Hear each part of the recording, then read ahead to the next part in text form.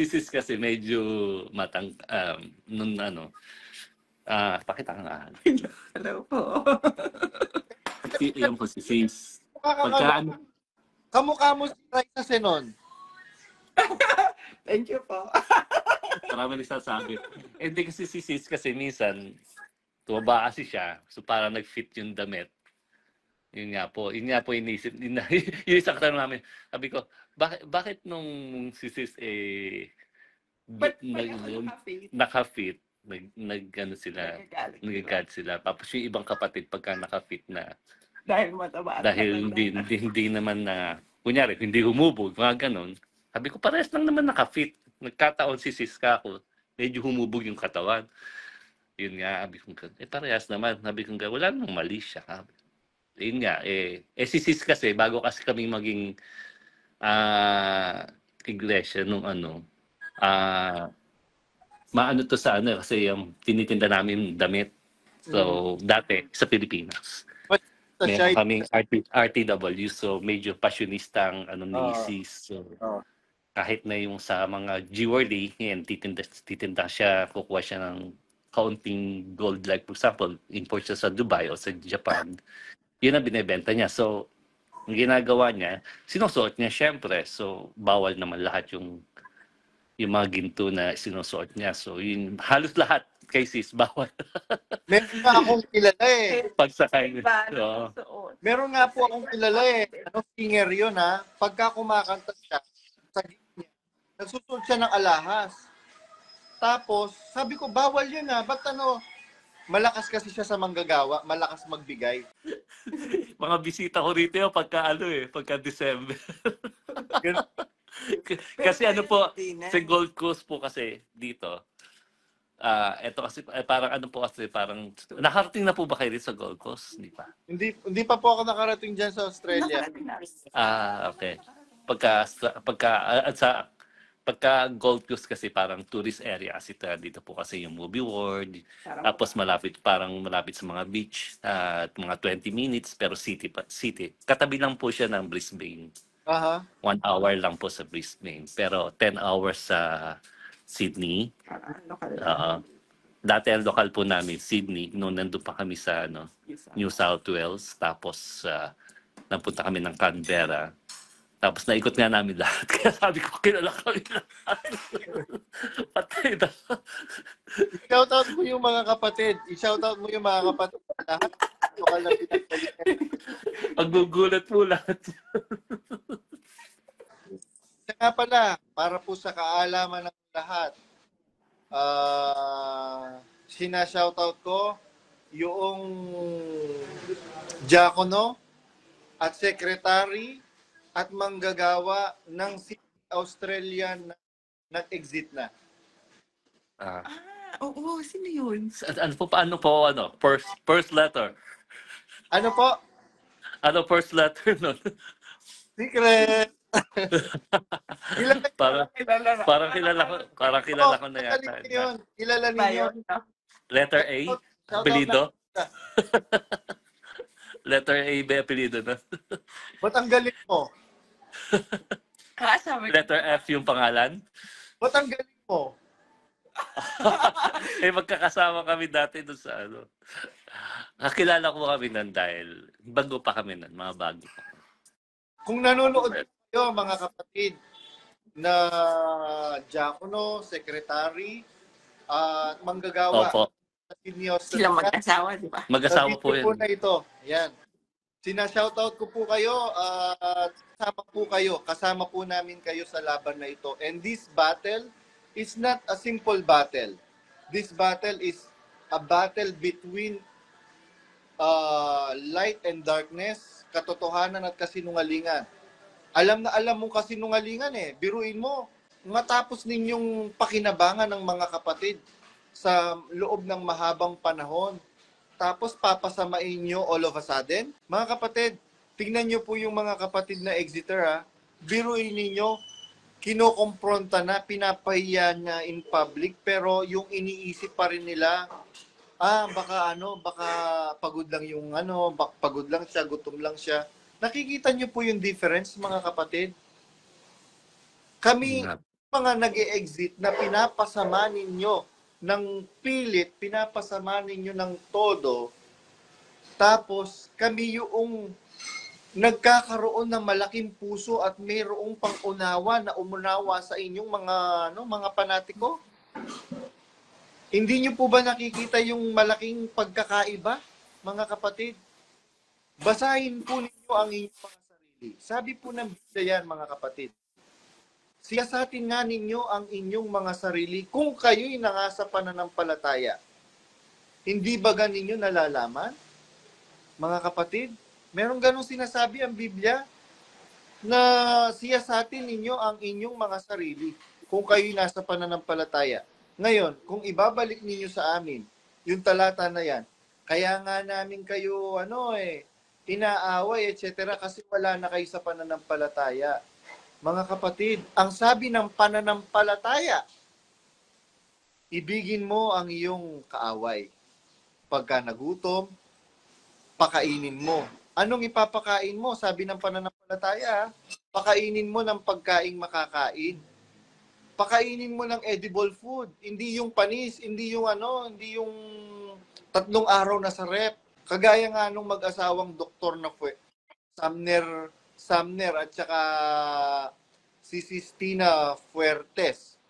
Biruin ninyo, pagka merong lumalapit sa kanilang mga kapatid na panatiko pa ni Danya Rason, they are doing their duty, their obligation, and their oathted duty na tumulong sa kapwa-tao. Yan po kasi ang tinuro ng pananampalataya. Gumawa kayo ng mabuti sa lahat, lalong-lalo na sa kasambahay sa pananampalataya. Ano ba yung pananampalatayang sinasabi ng Biblia? Nasisiyasatin mo ang iyong sarili kung kayo'y nasa pananampalataya. Yung po ba yung pananampalataya, mga kapatid, na itinuturo ni Danya Rason? Mga kapatid, magunos dili po kayo. Yung pananampalatayang tuturo ni Danya Rason, kabaligtaran na po ng pananampalatayang itinuro ng Panginoong Jesucristo. Brother Sunny Diaz, hello po kapatid. Taga saan po kayo?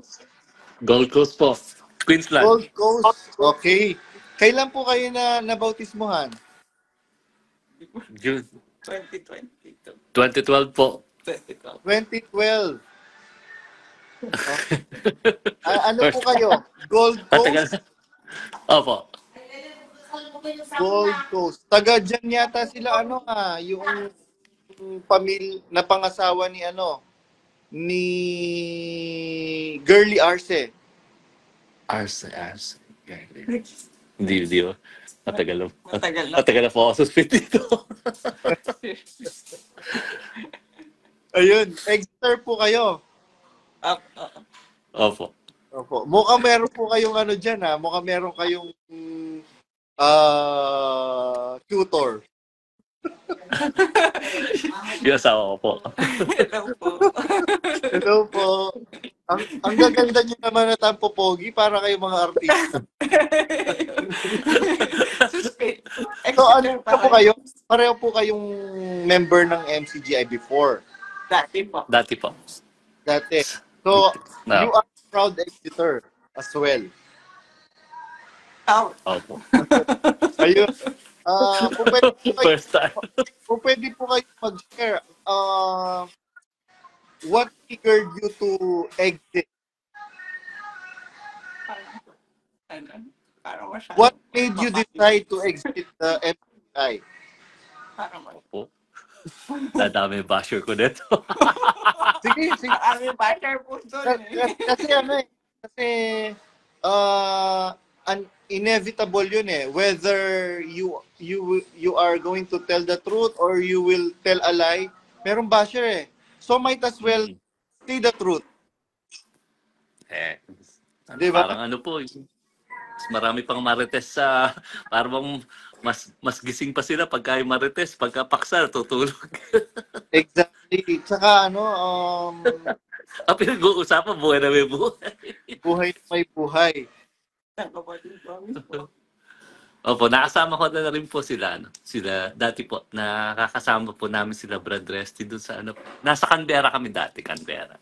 Aha. Marami din yung mga... Kung ano po yung mga sinabi nyo, na-experience po na. Kailan po kayo nag-exit? Po, Kailan po kayo nag-exit? matagal na po. Matagal-tagal na po. Kaya po, nung makita ko, nagulat na rin, parang nagulat na lang po ako nung makita ko po na lately lang po na, meron palang ex-sitter na gano'n na nagulat na rin po ako dati po kasi nakikita ko kayo pagka yung nagkaano po sila Brad Ellie nung araw. Tapos nagulat ako. Akala ko nga noong una, nung makita ko yung mga posts niyo, akala ko, ano to, parang prank ba to?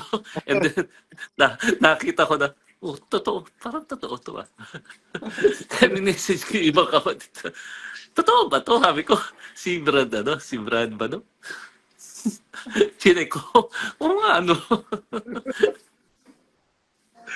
Tapos hindi hindi daw nila mabuksan yung page nyo. Yung iba po, hindi po nila mabuksan yung page nyo. Yes. Kasi po, baby, hindi. Ewan ko ba't di nila mabuksan. Naka-private po kasi yung account ko. Sabi ko, ba't ako lang nakakakita kay Brad? Sabi ko. Pagka sinesend ko yung link nyo, hindi nila mabuksan. Iba yung lumalabas. Opo. Naka-private po. Ayun. Nagulat kayo kasi yung wall ko before, puro gawain, puro kay Oo nga Brad. po. Puro sa... Oo nga po. Late ko lang po napansin to. May mga ganito. Sabi ko, kaya since subaybay ako yung hindi na, kanina, napa-comment tuloy ako. Sabi ko, patay ako. Pagbabash ka. Hindi na nga po siya pinapansin eh. Sabi ko, hindi na nga pinapansin ka. Kayo ambush interview. So, hindi, naano rin kasi ako minsan kasi pati yung mga bata po. May anak po ako kasi. Yun, sabi ko, mga 80 na yan. Dati, nasabi niya magpapabautismo siya. Tapos lately, sabi ko, nangyari. Sabi niya, ayaw na kami bigyan ng link. Sabi niya, sabi ko gano'n. Kung suspindido, sabi, huwag naman sana idamay yung mga bata. Sabi ko gano'n, sana, man lang ako, nagsusumikap sila na yung mga bata. At least ako, yung tawag-tawagan naman nila, dahil hindi ko naman may sasalba yung kaluluwa nila. Nung una pa yun, yung hindi ko pa nakikilala na may mga ganito pa ng Exeter. Sabi ko, dapat man lang ako tawagan nila yung mga bata. Sabi ko, kasi natutuwa naman ako nung una dahil lumaki maayos yung mga bata. Lately, hindi yun daw sila binibigyan ng link sabi ko gano'n. Hindi pa naman sila bautismo na, hindi pa, dapat nag-e-effort man lang sila kahit kaunti. Yun lang. Sabi ko, may simula nung makita ko yung ganito. Nadamay yung anak niyo sa inyo. Nasuspend, hindi naman ba? Ako, nasuspend po kasi ako dahil nga po, pagka yung wala kasi akong appetite sa pagkain kasi after work. So, gagawa ko, shot po, amin ko, umiinom po ako na at least one shot para lang po ganahan, kumain. Yeah. Yun. Nagtitinda ng alak. Kaya nga po, sabi ko, totoo kayo. May Nagbigay sa aking kapatid. Siya rin na nagsumbong. Sabi ko, ano ba ako to? Diba? Sila nga nagtitinda ng alak tapos nagpatayo pa ng club, ng nightclub. Tapos yung royal family, the royal family themselves, they are drinking liquor. Kaya nga po nung makita ko na, sabi ko, reliable. Sabi ko, totoo sinasabi nito dahil kasi kung hindi ko nang po kayo kakilala, kung hindi ko po kayo nakikita nung araw nakasama, hindi ako maniniwala na Sabi ko, hindi, totoo to dahil magkakasama kayo eh. Sabi ko.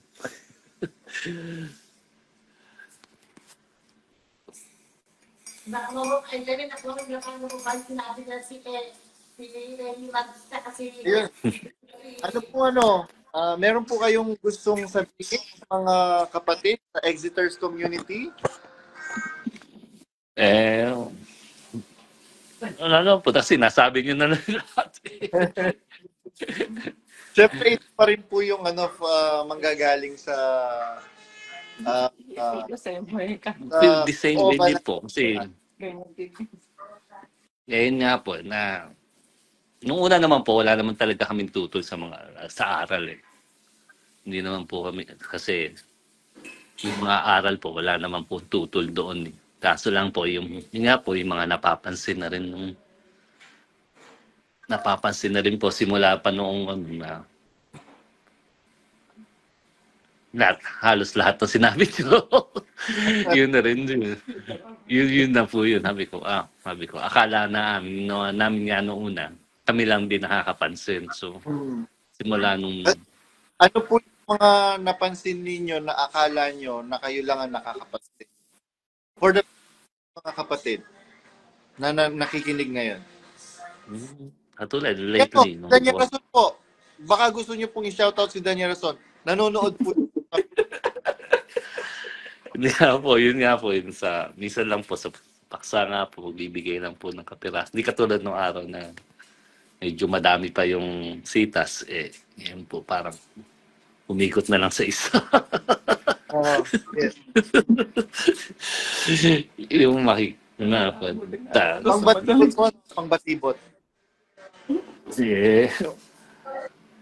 Ewan ko. Ba't ba? Pasensya na ho First time ko. Talaga, balak talaga makinig tapos lang po siya sabi. Daspat ako. Dati ewan ko, hindi. Dati, may mga, tiga Singapore po kayo dati, di ba? Yes. Kasi may mga kapatid po dati kami doon sa iglesia sa Canberra, mga tiga Singapore sila. Hindi nawala sila si Brad Sis Maris and kasawa ni Ronald yung mga IT. Oo. Nakalimutan ko. Yun nga po, yung mga dati, mga nawal. Kaya tatanong din ako, baka una sila nakapakinig sa inyo na Kaya siguro, lately, sabi ko, kasi mga tiga Singapore po yun, Canberra eh. Alam ko po nawala parang nawala na yata yung lokal na laro sa Canberra. Dati po may lokal doon sa bahay nila. Tapos, ewan ko po kung ano na po nangyari ron. Marami. Sir, ang mga nag-exit, mga pioneer ng mga lokal. Yun nga po kahit na po sila, ewan ko po, parang marami, kahit sa Sydney po, yung sila, marami. Ayaw bumagit ng pangalan, mamaya hindi pala exit. Sige, pero nakikita ko. Banggitin mo. Kasi, ewan ko kung yung mga, ano pa yun matatandaan sila. Tapos sila pa yung parang sa ad pa yata sila yung sa mga abro, oo, yung mga hindi ko nga dati mga friends ko po sa Facebook yun kaya nagugulat na lang kaya ewan ko po medyo may mga iba nga po nagpagupit na sabi ko ewan ko nga ako. Medyo wala pa akong masyadong anak dahil bago lang po nakapakinig sa inyo Sabi ko nga ako. Naku po, tatadta din ako. Dati, hindi ako mga kapatid ko din na. Dati kasi nung medyo, ewan ko nga po, niisip ko nga rin po kung pinaiiwasan kami dahil kasi parang pinaiwasan dati sabi ko mga kapatid, nagla-like ka, babatiin ka na happy birthday. Sabi ko, ni isa wala. Sabi ko, isa na. Sabi ko. Kaya minsan may tinatanong ko, pinaiwasan ba kami? Ganun po. Talaga yung nangyayari, nagiging sistema at kalakaran, pagka nag-exit ka, ang gagawin nila, papaiwasan ka, ika-character assassinate ka, sasabihin sa mga kapatid, wag nyo nang kausapin ito, si Brad Johnny Diaz. Exiter na ito. Masamang tao na to, sa demonyo na ito. Talaga po nga ako. Mahirap kasi yung claiming is one thing, but proving is another thing. Biruin mo, meron bang poging demonyo?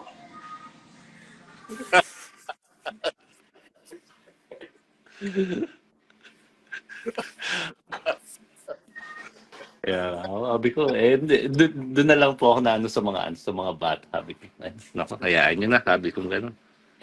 Kung ano na lang yung nararamdaman yung mali. Alam mo naman, kahit pa paano, awa naman po ng Diyos. Maayos naman po yung mga bata.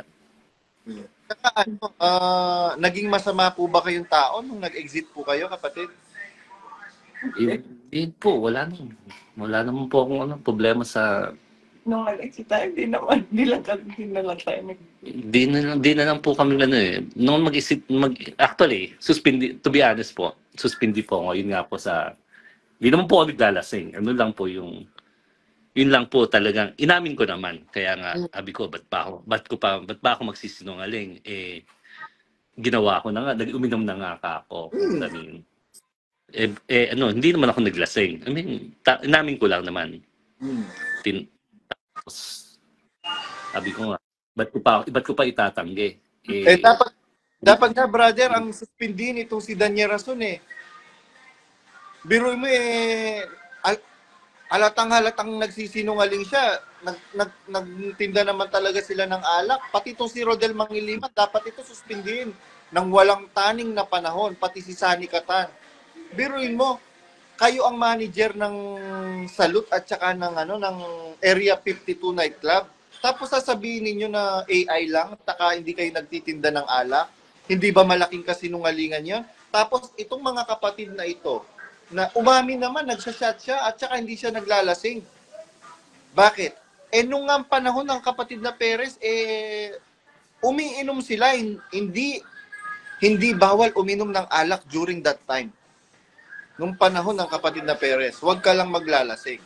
Binago lang yung aral. Saan ba nanggaling yung bawal uminom ng alak? Biblical ba yon? Hindi biblical yon. Katunayang hindi biblical yon. Uminom ng alak ang Panginoong Hesukristo. Diba? At ang unahang milagrong ginawa ng Panginoong Hesukristo, He turned water into wine. Katunayan, pati doon sa langit, merong alak doon na iinumin. Nga po. Hindi naman ako hindi naman din ako manginginom po dahil ako occasionally lang po talaga. Ano lang naman dahil kahit sigarilyo din naman ako. Ano lang talaga. Nagkataong inamin ko kasi kaya yun. Dapat nga itong suspindihin itong si Daniel Rason Biro mo, nagpe-Pegasus siya at saka nagkakasino. Big time. Kanya Nakaka-Pegasus. Mahal doon Bukan nakapunta ka doon, brother Hindi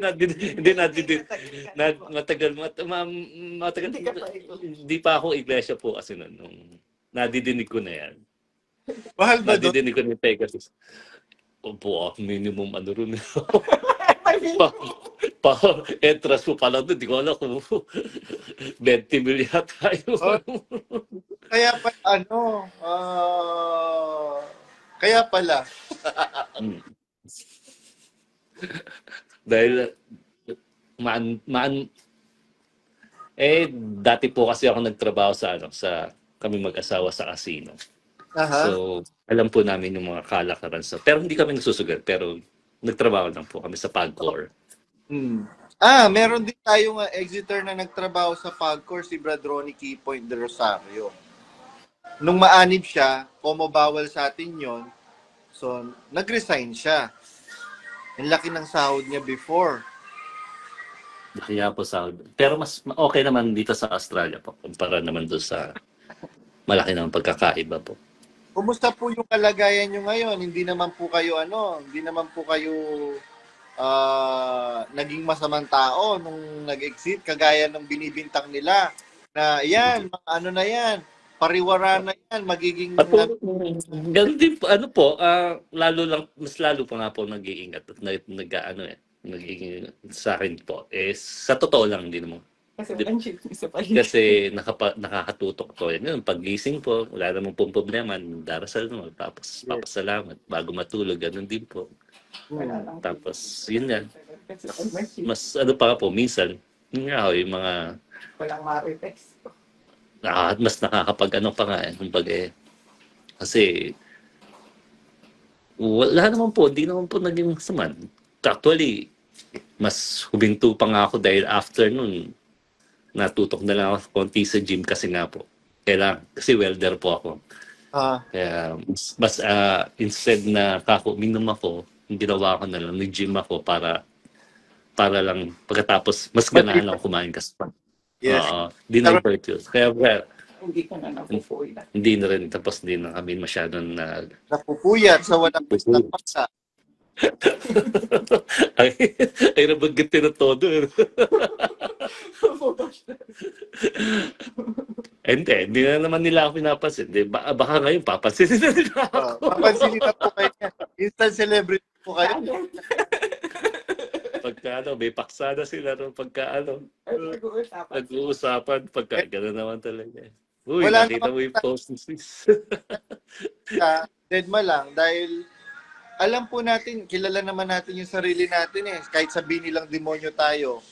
Kaya nga dyan ako nagsalita Yan nga yung nag-provoke sa akin para magsalita. Aba, teka lang. Pero mo ako sasabihin ninyong sa demonyo, samantalang alam ko yung bulok ninyo. Pero yung tatay ni Daniel Rason ng bababae. Later do I found out na hindi lang pala ng bababae yung tatay ni Daniel Rason, ng lalaki din pala. Sabi ko nga po nung matinig ko yung mga parang ang pabigat neto. Sabi ko, parang napakalalim ng pinagkuhanan ni Brad. Sabi ko. Kaya nung sabi ko, si sis naman po, gawa sa kanya, kasi siya, nagpatawas ng ilo si sis. Nagpaano po ng ilo, nagpatangos po. May ganun kasi siya sa loob ng niya, sa nose niya. Hindi siya, yung parang hindi diretso po, yung may bone siya na nakaganon sa niya. So ang ginawa, syempre, ipokorek yung bone. So ang ginawa niya, syempre, kailangan i-operahan niya din. Nung nagpaano siya, dun po siya kaya po susunod. Sabi, ang dami kong kinalang patangos ng ilong, hindi naman sinuspindi. Yun nga po. Hindi isip ko nga, ito na sa akin to, Brad, ito na. Ang sa akin naman, ba't ka ako kunyari, sa ipin, di ba? Halimbawa, nagpapostiso ka. Kunyari, nagpaano ka ng ipin, nagpaayos ka, veneers. Nagpaano ka, ganun ka. Sabi kong ganun, what's the difference between nose and at least etong ilong ang ginamit is like for example, ribs or something na hindi naman din fake na something. Galing sa katawan. Yung kako, kung tutuusin, ang ginamit doon, porcelain, kung ano. Parang yung parang yung ngipin ni Ismael. Kilala niyo po si Ismael, di ba? Mael, siguro po sa ang mga nadidinig ko na lang po dati sila Brad. Ano po ba yung Ismael? Ismael, si Daniel Rason yun. Ang dami naman code. Sabi ko, bakit Ismael? Ang nagbigay ng code name na yun, si Myra Rason Yung pinsan niya, si Mary, si Ate Myra. Sabi ko, bakit Ismael? Hindi ba siya Ismael? Malibog siya Ismael. Okay. Slow. Mael, okay. Mael. And then, ang ganda-ganda naman ng ngipin niya. Nagpa-veneer siya. Tama po yung gusto nyo. What's the difference between veneers and between the nose refinement? Nga po. Tapos tapos nga po yun. Pagka ngayon nga po, isa pa, kay sis kasi, si sis kasi medyo pakita ka nga. Hello po. Yan po si sis. Kamukha mo si Raisa Senon. Thank you po. Marami nagsasabi. Hindi kasi si sis kasi minsan, tumaba kasi siya. So parang nag-fit yung damit. Yun nga po inisip. Yung isang tanong namin, sabi ko, bakit nung si sis But nag, pag ako naka-fit, naka-fit, ano sila, nagagalit sila. nagagad sila. Tapos yung ibang kapatid pagka naka-fit na, Dahil mataba at dahil matanda. hindi naman na, kunyari, hindi humubog, mga ganon. Sabi ko, parehas lang naman naka-fit. Nagkataon si sis ka ako, medyo humubog yung katawan. Yun nga, sabi ko, parehas naman. Sabi ko, wala namang mali siya. Yun nga, si sis kasi, bago kasi kami maging iglesia nung maano to sa kasi yung tinitinda namin damit. So, dati, sa Pilipinas. Sa Meron siya, kaming RTW, so medyo passionista ang ni sis. So, kahit na yung sa mga jewelry, yan, titinda siya, kukuha siya ng kaunting gold, like for example, import siya sa Dubai o sa Japan, yun ang binebenta niya. So, ang ginagawa niya, sinusuot niya syempre. So, bawal naman lahat yung mga ginto na sinusuot niya. So, yun, halos lahat kay sis, bawal. meron nga akong kilala eh. Pagsakay. Iba Oo. na suot. Meron nga po akong kilala eh. Singer yun ha. Pagka kumakanta siya, sa gig niya, nagsusuot siya ng alahas. Tapos, sabi ko, bawal yun ha. Ba't malakas kasi siya sa manggagawa, malakas magbigay. Kapag fitted, ba't gano'n? Pagka medyo machabi po, hindi nila papansinin. Pag machabi po yung naka-fitted, hindi nila papansinin. Pagka may shape, papansinin mo nila. Insecure lang sila sa sa beauty.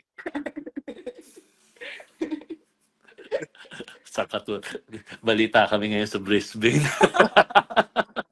Hanggang buong Queensland to. Damay na rin Sydney. Kilala kami sa Sydney. Dati kami nakalakad. Dati kami lokal na Sydney. Tapos napunta po kami. Sa Sydney. Batiin mo yung mga nanonood sa Sydney. Merong mga nanonood. Mga bisita ko rito yung pagka December. Kasi po, sa Gold Coast po kasi dito, ito kasi parang parang nakarating na po ba kayo dito sa Gold Coast? Hindi pa. Hindi pa po ako nakarating diyan sa Australia. Okay. Pagka Gold Coast kasi parang tourist area kasi dito po kasi yung Movie World. Tapos malapit sa mga beach at mga 20 minutes pero city. Katabi lang po siya ng Brisbane. 1 hour lang po sa Brisbane. Pero 10 hours sa Sydney. Dati ang lokal po namin, Sydney, noon nandun pa kami sa New South Wales. Tapos napunta kami ng Canberra. Tapos naikot nga namin lahat. Kaya sabi ko, kilala kami lahat. Patay na. I-shoutout mo yung mga kapatid. I-shoutout mo yung mga kapatid. Lahat. Maggugulat po lahat.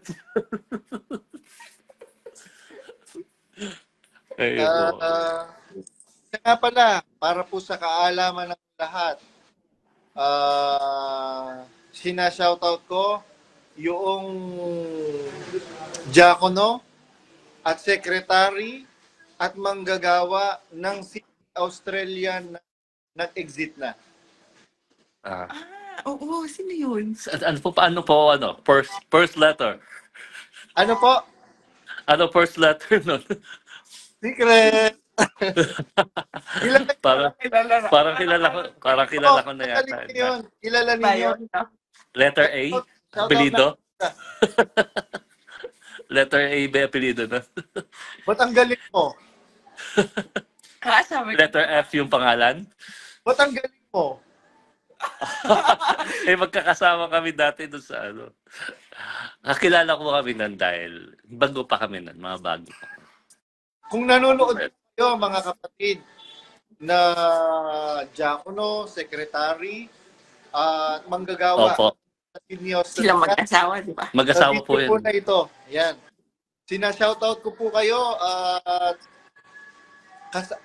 alam po, kasama po namin kayo sa laban na ito. And this battle is not a simple battle. This battle is a battle between light and darkness, katotohanan at kasinungalingan. Alam na alam mong kasinungalingan eh. Biruin mo, matapos ninyong pakinabangan ng mga kapatid sa loob ng mahabang panahon, tapos papasamain nyo all of a sudden?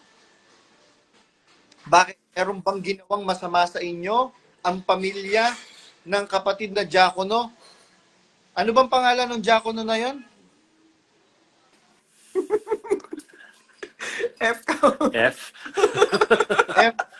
Efren Baki? Hindi. Hindi, Ano? andun pa yun eh. F. Ano pangalan? Pangalan? Hindi ko kasi alam eh. Fernan ba yun? Parang, Parang ba? Ah? papili doon. Uy, mamaya, hindi pala sila yun. Hindi, na ano lang, parang nadinig lang namin sa mga bubuit. Uy, ang Ewan ko, ganda ng master nyo ah. ha? Nakita ko yung master nyo, ang ganda. Ano yung sale? yung binili ng anak ko. Matagal na yan. Ang ganda. Andito kasi yung nanay ng asawa ko. So, Katoliko. Yeah. Para daw ma-feel yung ano. Wala namang masama dyan. Sila lang naman ang gumawa ng mga doktrinang hindi, wala namang illegal. Yan po yung aming maliit na maliit na Ang Christmas ganda. tree. Ang cute, parang candy. Candy. Yan po yung aming maliit na bahay. Maliit pa yan ha. Bisa pasyal kayo rito, Brad. Loob natin, hariwa. Akala ko nakarating na kayo dito, kaya Hindi pa po. Ayun. So, going back, yun. Balita ko kasi pinapasama nila itong diakono na nag-exit dyan sa Mag-asawa yata yun eh, yung diakono tsaka yung secretary. Tapos yung anak nilang manggagawa. Eh, hindi ko naman nakakausap itong mga ito. Tapos, i-kinoconnect nila sa akin, pilit nilang i-kinoconnect sa akin. Eh, hindi ba naman kayo isang dakot na tangang Danyeras at Reyes friend backing? Hindi ko naman napagkakausap ang mga kapatid. Tapos idadamay nyo sila, i-associate nyo sila sa akin. Ayan tuloy, nagsipag-exit nang wala sa panahon. yeah po. Ayan. Para po sa kaalaman ng lahat ng mga kapatid sa buong mundo na nakakakilala sa mga kapatid na sinasabi ninyo. Yung po, hindi ko kasi kilala sila, hindi ko talaga sila kilala. With all honesty. Yung po, alam ko lang, may nag-tip lang sa akin, bro, nag-exit na po yung diakono at secretary, mag-asawa po yun, tapos may anak po silang manggagawa sa Sydney, Australia. Maayos pong mga kapatid yun, brother. Kaya nagulat kami, bigla po nilang sinasabing, wag na daw po kakausapin, sa demonyo na daw po yung mga yon, etc., etc. Sabi ko, walang pagkakaiba eh. Pero mo, kung talagang sa Diyos kayo, yung mga apostol talaga na ang Panginoong Jesucristo ang naglagay, yung mga nagsisipag-exit, pinapanalangin nila. Kabalintunaan at kabaligtaran ng pinaggagawa ngayon ng MCGI na nagpapakilalang sa Diyos daw. Si San Pablo, hindi naman ng babae yun, Danyeras. Ikaw ng babae. Biruin mo, hindi mo naman asawa. Pinapatungan mo sa sa loob ng sasakyan. Hindi ka ba nahihiya niyan? Tapos hindi mo pinakasalan, pinagsawaan mo lang. Yan. Kaya kayo, pare-pareho kayo iglesia ng mga baboy. Anong pangalan nun, Brad? Brad Johnny Diaz? Yung diakono sa Sydney? Hindi, ang hirap po kasi baka hindi po sila. Alam ko, ang apelyido nun, nagsisimula sa letter A, kung tama ba ako? Opo, Letter A. tama. Tapos, ang pangalan ng lalaki sisimula sa letter F. Ewan ko kung tama nga yun. Tama. Tama Ano po. pangalan Tama po? po ba? Ha? Ano pong pangalan? Hindi ko alam kung Fernan o ano. Ayan. Fernan ba? Tama po ba? Biruin nyo, pasasamain ninyo si Brad Fernan? Malay ko ba dyan?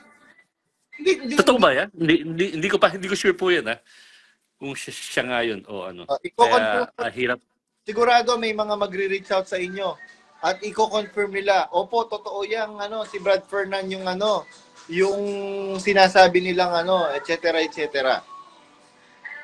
Kasi wala naman ako wala naman po ako masyadong sa Sydney na ko lang po. Parang sino nagsabi na isang kapatid lang. Pero wala namang connection po kasi masyado sa Sydney. Ang huling lokal namin is Canberra, which is Canberra. alam ko ewan ko kung meron pang Canberra. Dahil alam ko na wala na yung Canberra. Dahil ewan ko anong nangyari. Ang hirap. You know the spot mo ko, brother. At sigurado po Naglalike lang ako kanina. Malaki po ang maitutulong ninyo sa Exiters community, brother, kasi marami pong magre-reach out niyan ng mga Exiter dyan sa Australia na nakakakilala sa inyo. Sigurado po yan. And makakatulong po yun sa community po natin. Kasi sa totoo lang, mahal natin yung kapatiran. Mahal natin yung mga kapatid. Mahal naman po natin. Wala naman po tayong problema sa mga kapatid. Yes. Wala tayong problema sa mga kapatid. Actually, pati yung mga panatikong nagkakalat ng hatred sa social media, we still love them. Naiintindihan natin bakit nila ginagawa yon kasi ikinulong sila doon sa thought na pagka kinalaban mo yung sugo namin, sa demonyo ka. Mga kapatid, actually, yung mga pinopost nila na kunyari, yung mga yung mga kapatid, yung mga personal nilang pinopost nila, like ko naman po lahat. Minsan nagko-comment ako, nag-greet ako ng birthday sa kanila. Hindi ko lang maintindihan, hindi talaga nag-respond. Sabi ko, hayaan mo na nga. Basta ka ako, wala naman tayong masamang tinapay sa kanila. Sabi ko, exactly. Mamaya po, po kayo niya ng mga kapatid na Exiters at saka ng mga closet. Hindi, kung naririnig nila ako ngayon, actually, namimiss ko sila. Namimiss ko silang, kabiruan, yun. Kaya ayun nakakamiss din na kasama ko sila dahil minsan sa puyatan kasama mo sila. Yeah, manawagan na, brother. Manawagan na mga kapatid na dyan sa Australia. Panahon mo na ito. Pagkakataon mo na ito para manawagan sila. Namimiss ko kayo mga kapatid. Pasyal kayo dito. Alam naman nila yung bahay ko. Punta lang kayo rito.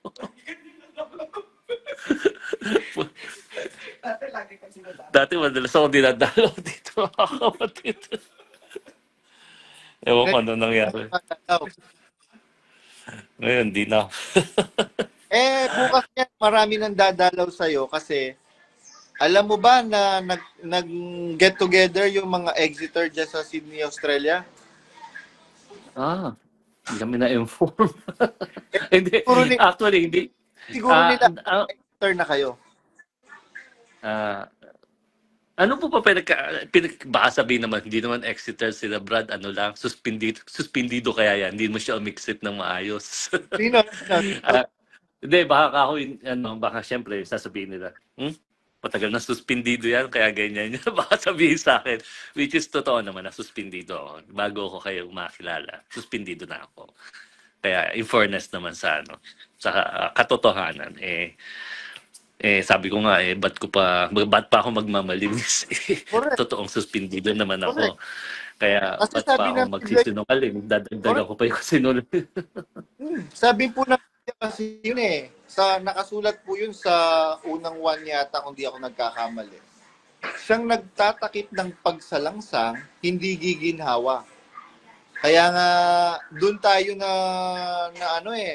doon tayo iminulat na pagka meron ka nagawang kasalanan, kailangan i-report mo yung sarili mo. At alam mo, dapat hindi ka sususpindihin. Kasi ni-report mo yung sarili mo eh. Yun nga po. Sino ba yung manggagawang nagsuspindi sa'yo? Ay, naku. Sino yung manggagawang? Anong pangalan ng manggagawang nagsuspindi sa'yo? Suspindihin natin. Mga... Yan ba yun? Si Rodel? Sa public ako. Minsan nga po, parang kumain, minsan kumain kami sa labas dito. bigla kami kinumpronta in public. Ano manggagawa? Kami nahiya, abe. Ibang-iba ka na kayo talaga, no? Sabi Ano pong sinabi nila nung kinumpronta kayo in public? Sinabi niya po na ano sabi na? Ibang-iba na kayo. Iba-iba talaga. Parang nagulat ko. Alam po, walang introduction. Sabi, Walang kamusta. Wala ka- Ikaw, iniba mo. Sabi mo, kamusta po? iniba ko na lang yung usapan. Kamusta po kayo? Dire-diretso Diretso. sa issue niya. Parang may personal na galit ang dating. Sabi ko, sino pa kaya ka kung paano ka pang babalik kung halos, let's say, hindi mo naman kakilala yung nasa gilid, yung mga ibang taong nasa side mo. Siyempre, kung may gusto kang sabihin, kung maayos ka, hindi pwede ka naman tawagin sa isang lugar, hindi yung kumakain ka in public. Parang street area, parang siya, parang siyang food court, gano'n. Tapos, kinumpron. Tapos parang pa siya, yung may galit na talagang, sabi ko, parang iba na. Ganyan po, actually, hindi lang sa Australia at hindi lang po sa inyo. Actually, manggagawa yun na. Sabi ko, hindi ka Anong pangalan po? Anong pangalan? Sige, huwag ka takot. Susunodin natin.